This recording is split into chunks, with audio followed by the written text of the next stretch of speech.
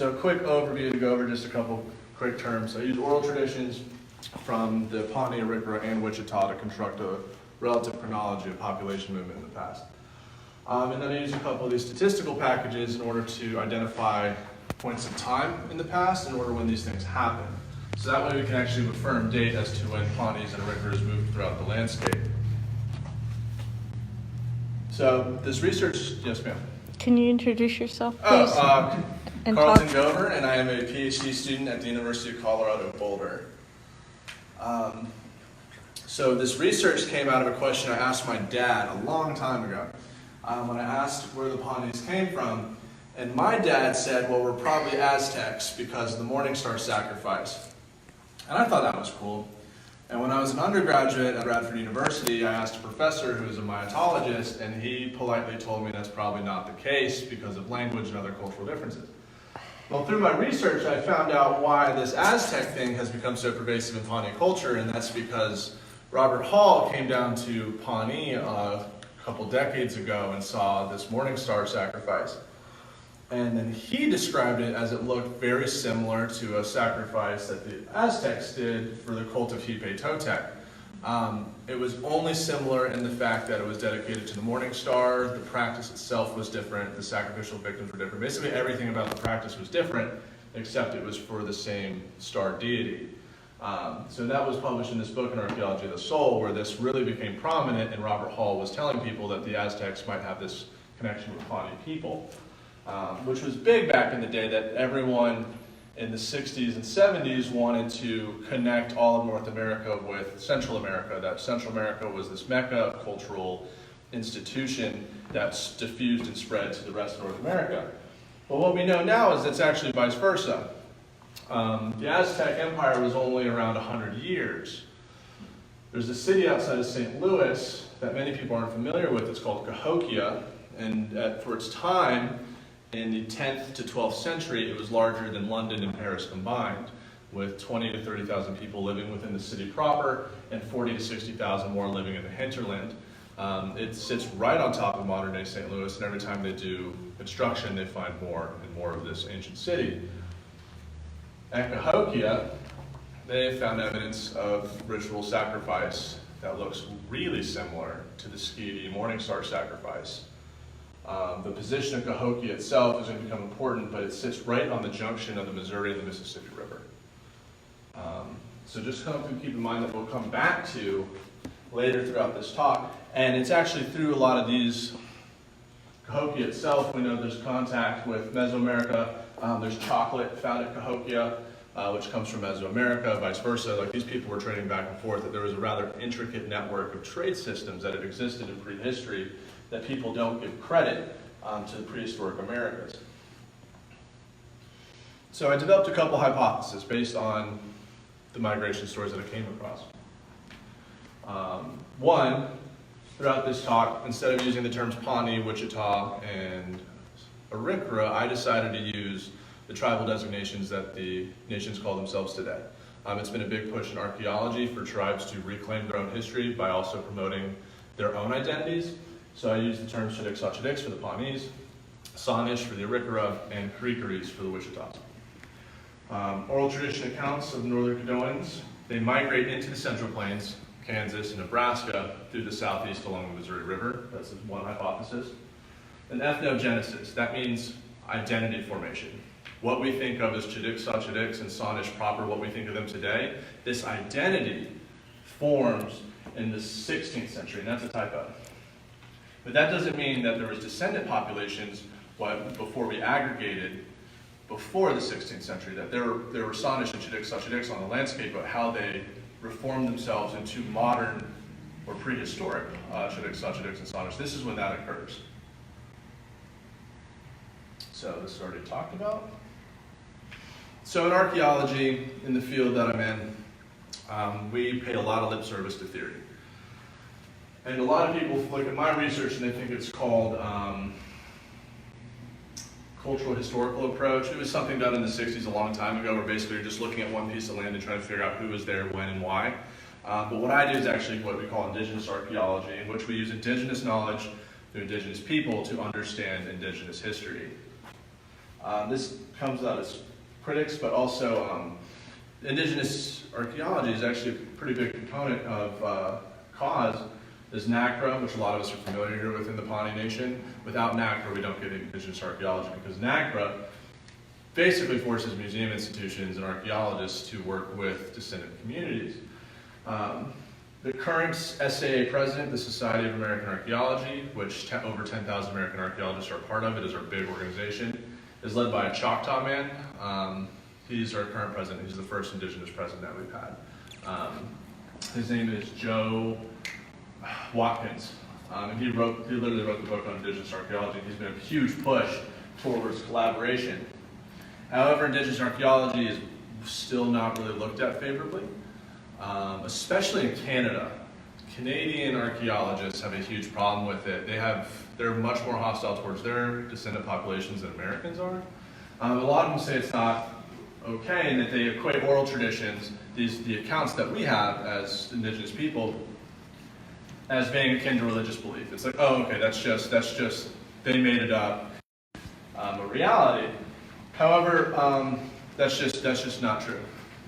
That's a form of ethnocentrism that people do at these records as equal to historical accounts, but we also know historical accounts can be fraught with issues.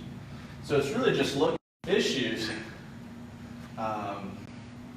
looking at Indigenous oral traditions and them as you would any other form of document. So a quick background. This I probably don't have to tell the different Indigenous nations that I'm looking at. So number one up here, this is the historic territory of the Sanish. Number two is the historic territory of the Chedics. And number three is the historic territory of the Caricores. Now, of course, this is historic in terms of these territories that we see here are directly the result of some of the groups that we're very familiar with today, like the Siouan groups and the Cheyenne. So then other stuff that everyone in this crowd knows, large earth-lost villages, or which dominate both the Caricores, well not the Caricores, the Sanish, Chedics, the biannual bison hunts, and intensive maize-based agriculture. In order to support any large populations on the plains, you have to do two things, and that's you grow corn and you kill bison. Every group other than the nomads on the horses, this is what they do. Poncas, Omahas, Mandan, Datsas, basically the original Plains Indians. This is how you survive on the plains before horses. And the villages are sometimes fortified. Mostly the Arikara village or the Sanish villages are the fortified ones. The political structure is rather interesting. We know, being here in Pawnee, Oklahoma, that there's 4 bands which comprise the Chedics. The latter 3 are known as the South Bands. And from my understanding, from what I looked at, that the South Band villages, one band would make up one village, sometimes 2. The Skeety had up to 13 to 17 villages, and each one of these villages was dominated by a clan. Each clan had its own bundle and other sub-bundles that made up it. It's a completely different political unit compared to the South Bands. The Sanish had 18 to 42 bands who really don't know. They got really hit by the disease, and before ethnographers really got out there, because our northern cousins were not the most friendly towards westward expansion early on. We had the Arikara Wars, a couple other things. But interestingly, if you look at it in terms of culturally, linguistically, and politically, it's almost like a spectrum between these groups. So the further south you go geographically, you get the more South Bands. The further north you go, you get the more Sanish. And the Skeety occupy the space in between, both linguistically and culturally, where they kind of have bits of both. If you're South Band, you have the most differences with the Sanish and vice versa, but the Skeety act as this mediary group. Both groups can interact with them. They have the pretty same language. Siouan groups, their name for the Pawnee and the Arikara is just a syllable change. They saw both people as the same. They knew there was differences, but not enough to give them 2 different words. It's like basically a difference between an accent. So it'd be very subtle to know who they're talking about, but they didn't even see these groups of people as separate from one another.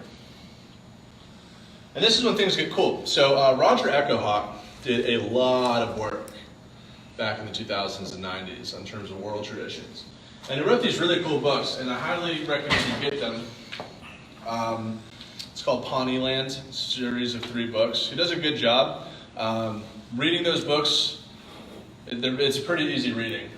Sometimes the format doesn't totally make sense, but that's just Roger's mind. So I really got to give a shout out to Roger Echo-Hawk because he collected all this stuff. So basically all I did was take the oral traditions that he had been gathering for the past couple decades and then just apply them through these different methods. So a big article, so we know that Walter Echo-Hawk helped out with NAGPRA, but then Roger wrote this article in American Antiquity, which is the major archaeological article or journal in the US, called Ancient History in the New World, and that paper is read by every graduate student in archaeology throughout the country. And in this, Roger Echo-Hawk is calling for people to investigate oral traditions as you would any other historical account, and he actually outlines a couple of these things with the Sonish and the Chickasaw in it. And then he wrote these books, Ancient Pawnee in 2018. Really good books, and there's a lot of useful information in them. But the thing is when we talk about archaeology or we talk about deep time, people don't stay the same. The Pawnee today are not the same Pawnee from the 1940s, we're not the same Pawnees from the 1890s. People change, and we can't expect to see Chickasaw, and Sonish in the past being the exact same as they were at contact, that there's always, culture is fluid, people are fluid, people move in and out, willingly or unwillingly, most of the time. So there was a huge, captive culture and raid culture. So there's all these, and cultures mix and they adopt things, they diffuse things. So we can't look at these as like looking as Pawnees unchanged through time. That's just not real. So these oral traditions that we gathered, the Sonish have really a couple ones, and like all of them, what's really cool is they all interconnect. So the Sonish talk about how the Chickasaw and the Creekeries, they all used to be one big group. But they split off in Oklahoma 2 days south of the Big Timbers, wherever that is. They settled in northern Kansas and Nebraska on the Republican River, and then they lived with the Chickasaw ancestral Skeety in particular in Kansas and Nebraska when they migrated north from the Dakotas. This is interesting, and I'm glad Deb Echo-Hawk is here because they're talking about this really cool corn ceremony in which they would decorate corn husks into a doll, and they'd have a ceremony in which they would let go this doll into the river as a means of the river taking itself back to where their ancestors lived to remind people that the Arikara are still alive, that the Sonish still live. Like sending a message down for where they came. Okay, you want an addition to that?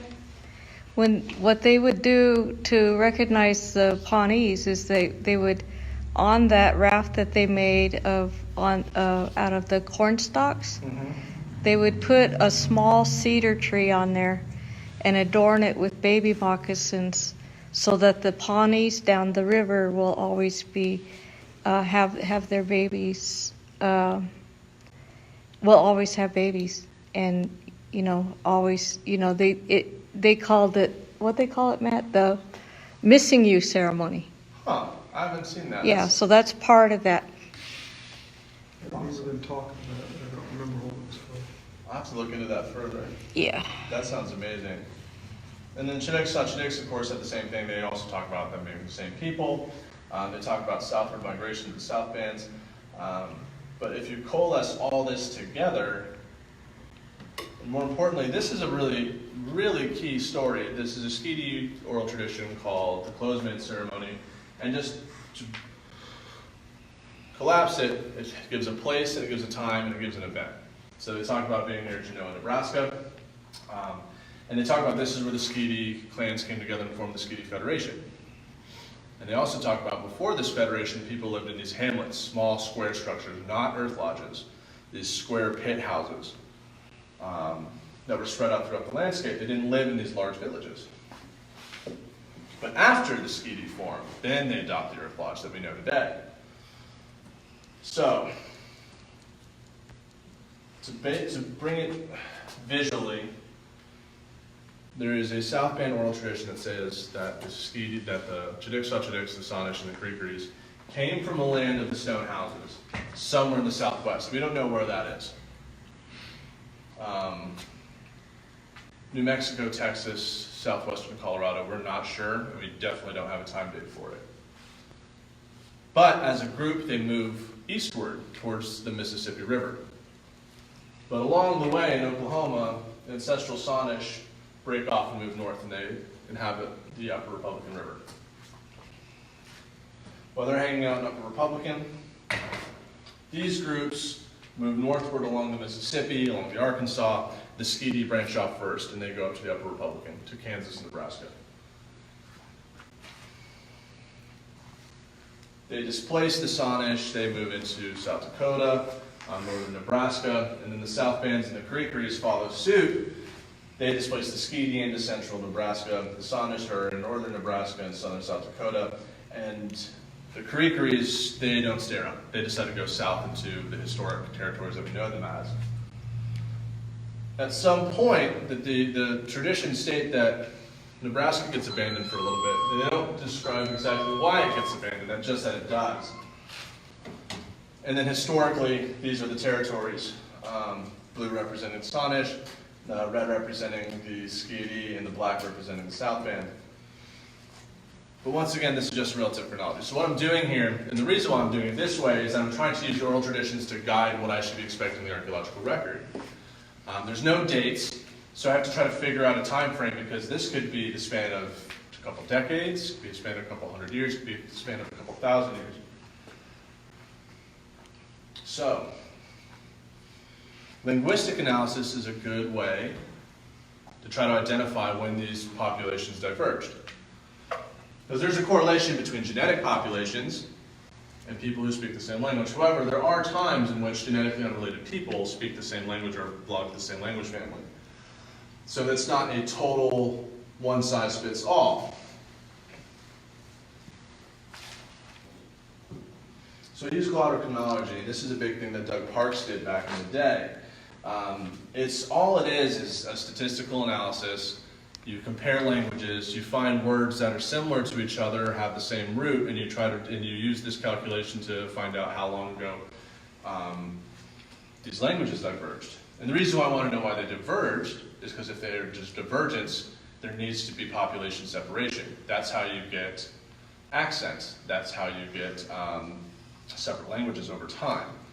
So it becomes population isolation. The problem with this, though, is that language change isn't constant through time.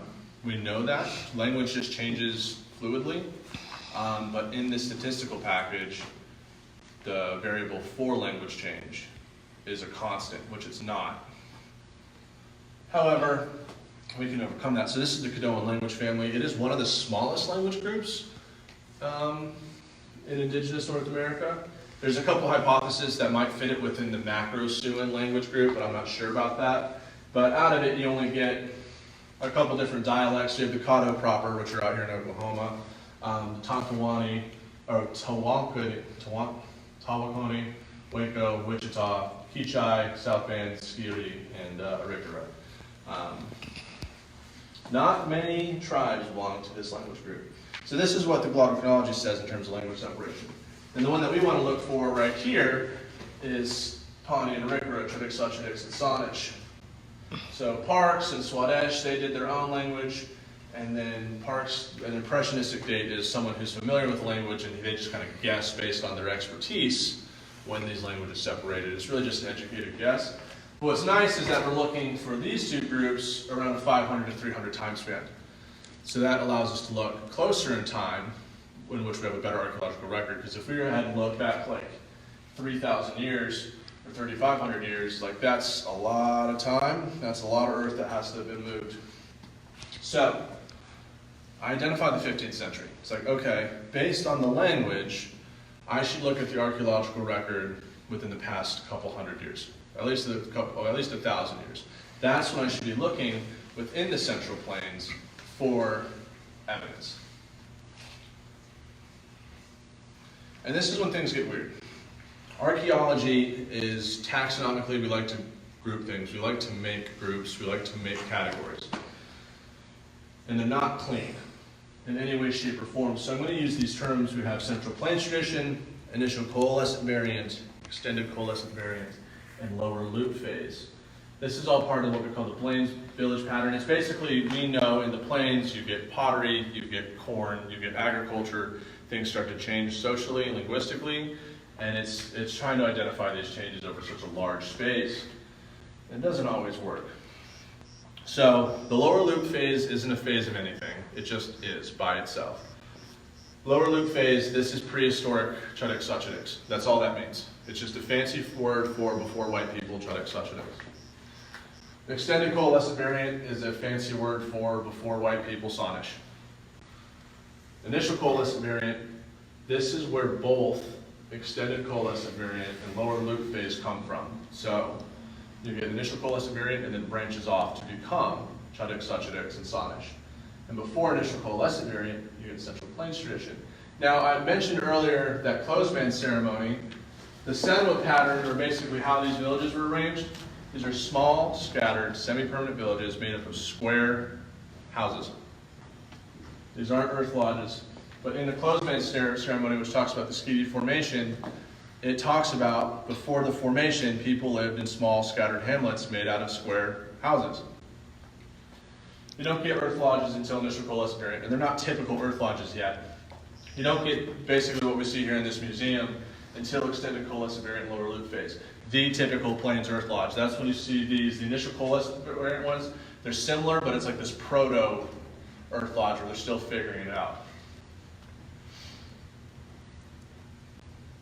And once again, if you look at the time spans that we have, all this transition is happening in the 15th century around the same time that the language is stating there's population divergence and the languages are starting to separate. So, 15th century is the typical candidate. This is the taxonomic sequence, once again, starting with Central Plains tradition to what I'll say ICB, ECB, lower loop, and then you get the historic stuff. This is the location of Central Plains tradition. It's made up of 7 phases, and that is smack dab in the middle of the historic Chuddick-Suchedics homeland. This phase right here, lower loop phase, was renamed Eetskari, which means Loop River in Skeety Pawnee, because Loop River phase continually got confused with lower loop phase in the archaeological literature, so they changed it. So made up of 7 phases. Skeety Kisker is down here, along the Missouri River, Smoky Hill, Solomon River, Upper Republican, Nebraska, St. Helena, initial coalescent, lower loop.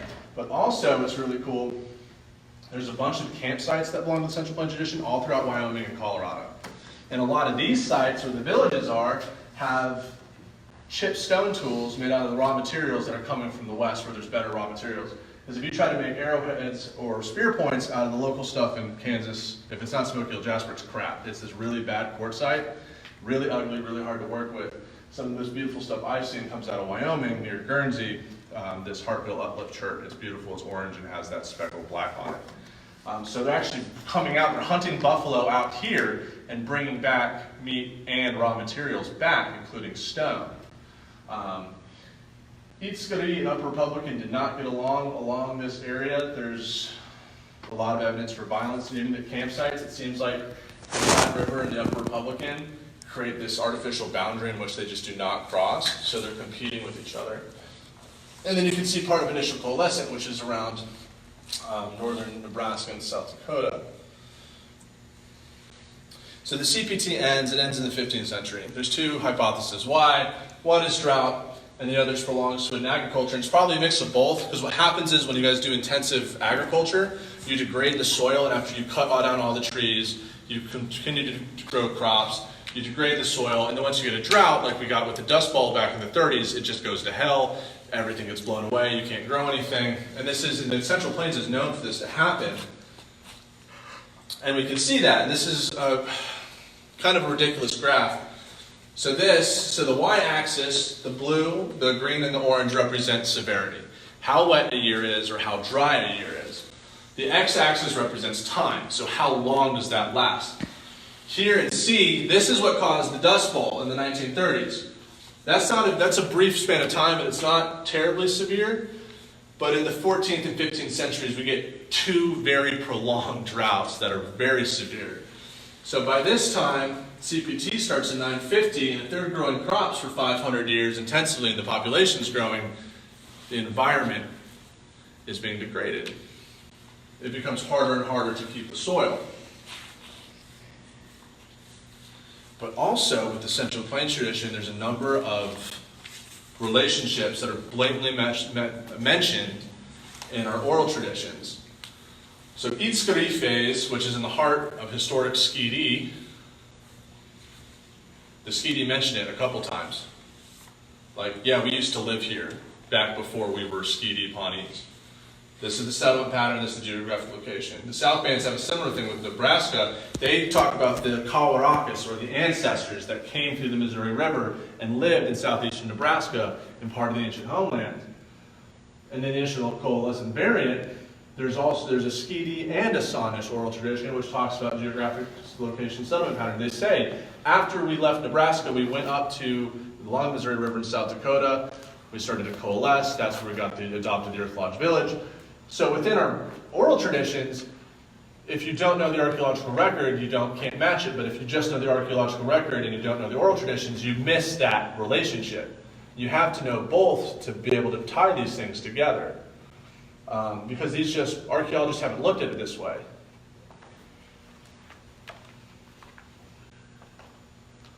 So this is where things get confusing. And if anyone has questions, please raise your hand, because this is where math comes into play. And I suck at math, but the computer's really good at it. So I rely on the computer a lot.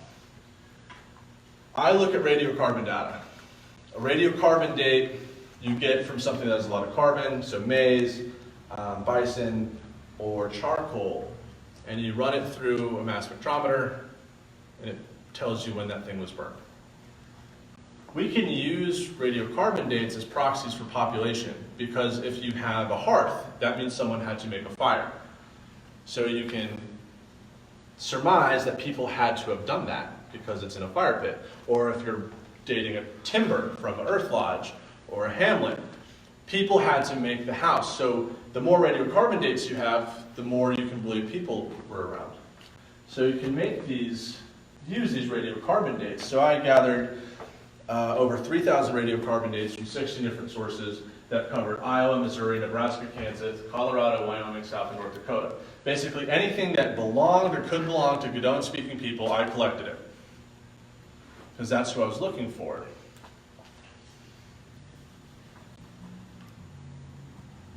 And we got, that's the code, we get this.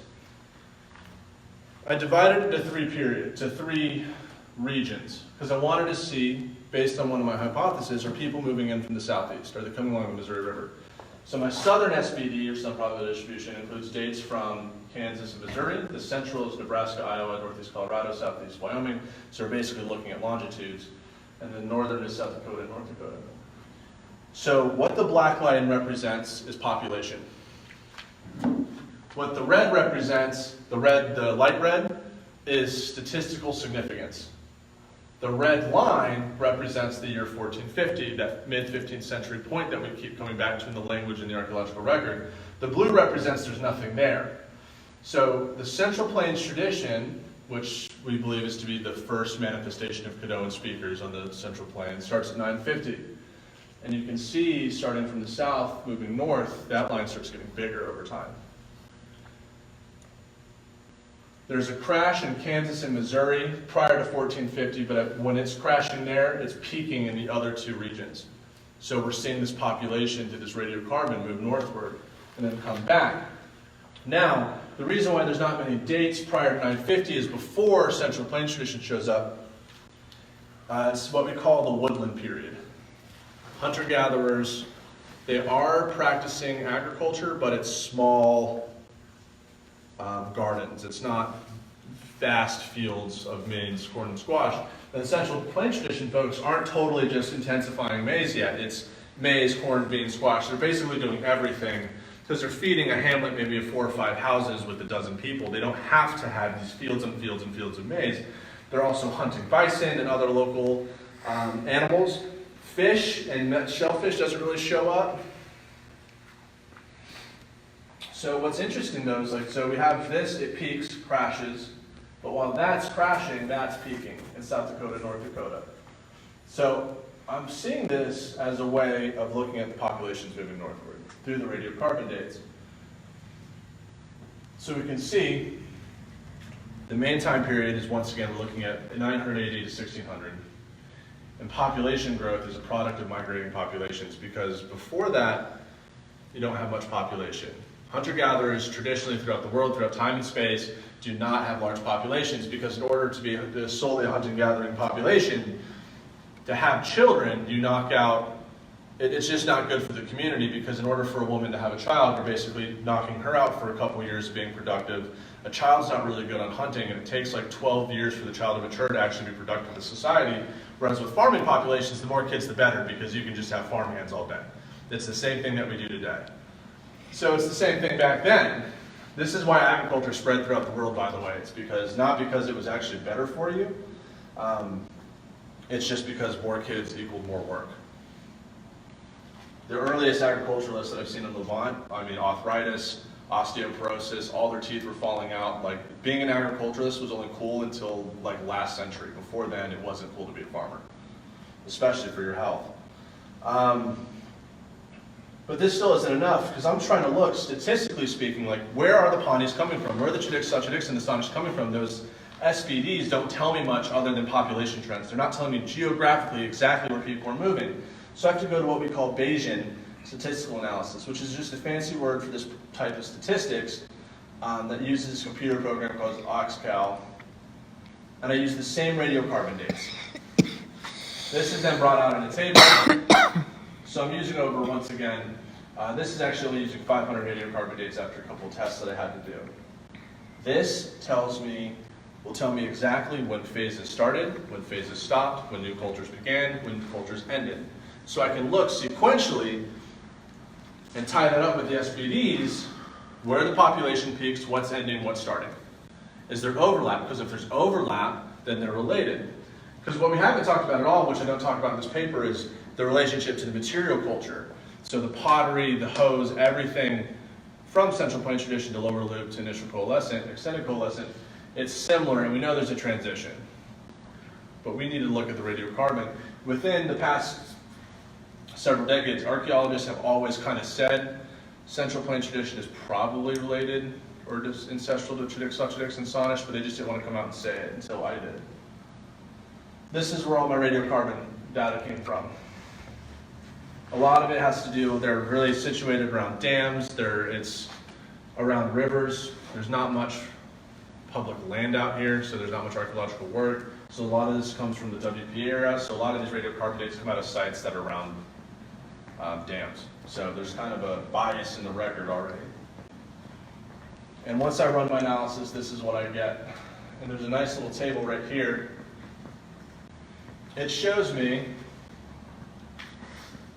this is a better one, because you need the map to understand. So my hypothesis, again, is that Caddoans are moving into the Central Plains from the southeast along the Missouri River.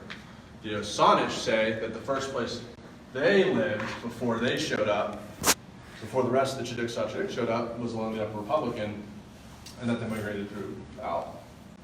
The first phase to appear on the Central Plains is Steve Kisker along the Missouri River and then Upper Republican. Just where the Chedics, Sahchedics said they migrated into, and just where the Sanish said they migrated into first.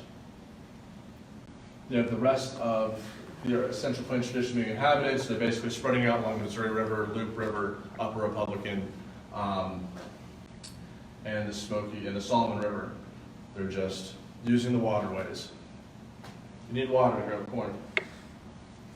Then the initial coalescent variant arrives around 1450, and basically around that same time the drought hits the Central Plains tradition, ancestral Chedics, Sahchedics move north into South Dakota, where the rivers are being fed by snowmelt. They're coalescing under a new pressure.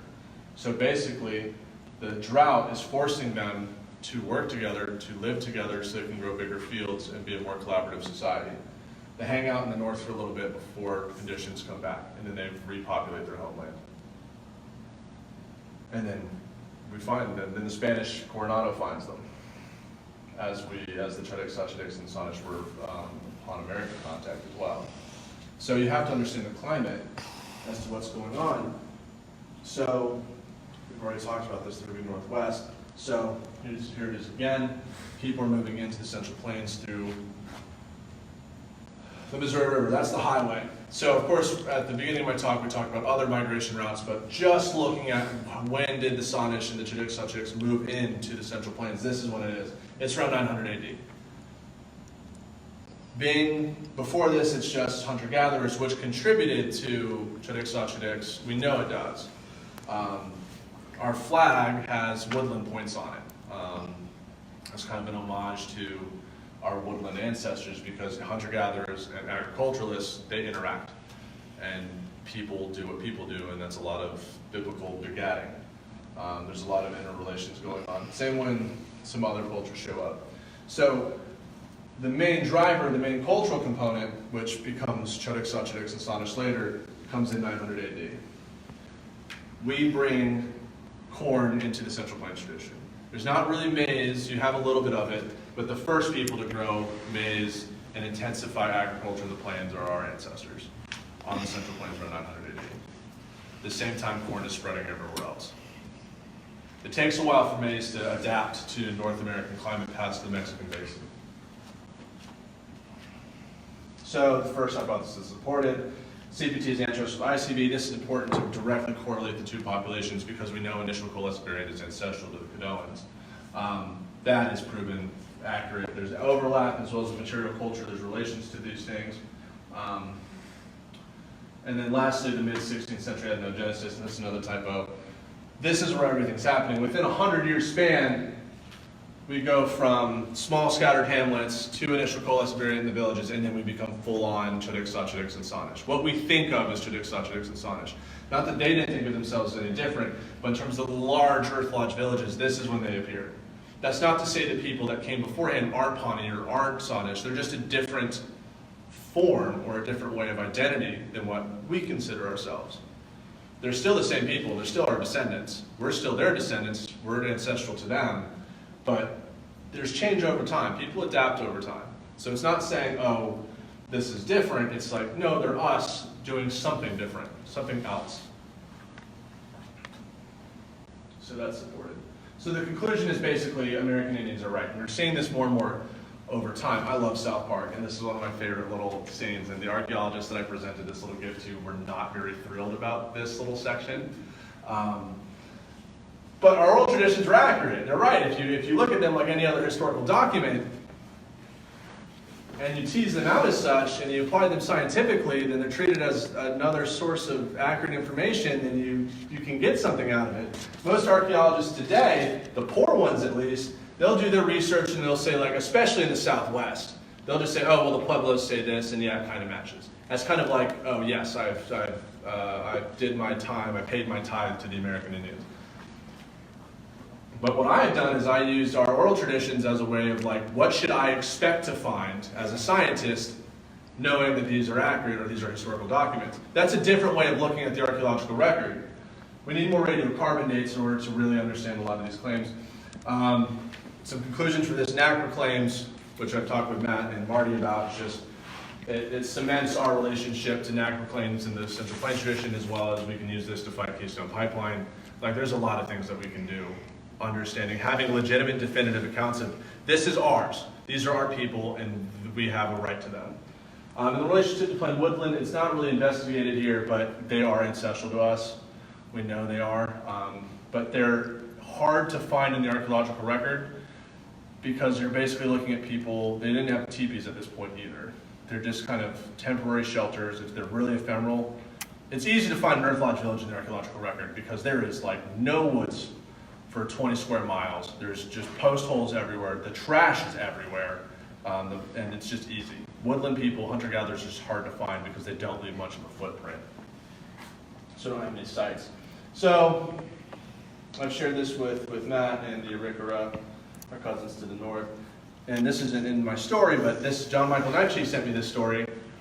And in that same Closemid ceremony, they talk about these two astronomical events. Well, they talk about two events. The morning star overcoming the evening star, and the sun overcoming the moon. Masculine deities overcoming feminine deities.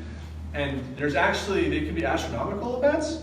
So like the sun overcoming the moon, that's an eclipse. But there's also these celestial eclipses of the evening star and the morning star. They'll show up at the same time and they'll look like the eclipse. And someone from NASA in Chicago did this, and they looked at the path, like when did these last things happen? And so right here's the path, which you can see it, which is right near Genoa, right over these ancestral territories, right over where the Skeety formations say they happened. And when does it happen? It happens in the mid-15th century, around 1442, both of them.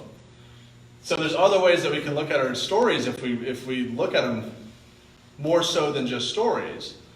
And you can tie these with scientific data, and when you weave all these things together, you get a much tighter narrative. So not only does archaeology fit with us, but also NASA agrees with us. So when you tie all these things together, we can go and tell the Skidi Pawnee, they formed, we can give a history date to it. Like, they formed in the mid-15th century. That is when the Skidi came together. And we can do that for the same with the Kalarakas and the South Bands and the Saanich. We can give an actual history with firm dates that people can tie themselves to,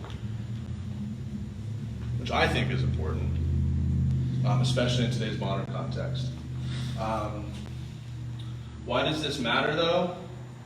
Because we talked about early. I came across this information yesterday. I just got back from a conference in Indiana for the Plains Archaeology Conference, and I presented this to, I got a couple of awards out of it, so they think I'm pretty smart. I wish my dad thought so. Let's see. And going back to Cahokia, turns out that this Morning Star thing, apparently around the 12th century, or the 11th century, like right before Central Plains tradition really kicks off, the priestly class from Cahokia just disappears. Cahokia falls in the 13th century, but before they fall, the priestly class dips off. The descendant communities that we know come from Cahokia, the Otos, Osage, they don't recognize this priestly group. They said, yes, there was a priestly class back in time, but they left. We don't know where they left to. Well, recently, archaeologists started, there's been this like missing piece of the puzzle to Cahokia, like there's this population that hasn't been accounted for. Cahokia is right along the Mississippi and Missouri River, right where oral traditions say we went. And the Pawnees were always known to have some of the strongest medicine on the plains. And we have a very, is stratified the right word? Intense definitely isn't the right word. But our bundle ceremonies, our religion, especially the Skidis, has a lot of ties to those Osage, those Cahokian descendants. And a lot of these bundles and iconographies that come out of Cahokia look very similar to some of the stuff in this museum and to some of the pottery specifically that's Pawnee, that comes out of Pawnee bundles. And a couple people are starting to think that this, when things were starting to get bad in Cahokia and these priests left, this is what a lot of the Skidi religion was. That the Pawnee are part of this priestly class, this highly doctored class that left, that was part of Cahokia, and they followed the Missouri River up. And they either were the Central Plains tradition people, or they intermarried the Central Plains tradition people. Because we see all throughout the Americas, we get to state level societies, but you can just basically say screw this and leave. If you don't like it, you can just vote with your feet. And that's what a lot of people did in the Americas. We see this all the time. But there's this connection between the Pawnee and Cahokia that people really are starting to investigate. And I think that's would be very interesting to see how that all plays out. A city of 60,000 people, that's pretty cool, and it's in St. Louis. You can still visit it today. Thank you for that, and allowing me to speak here.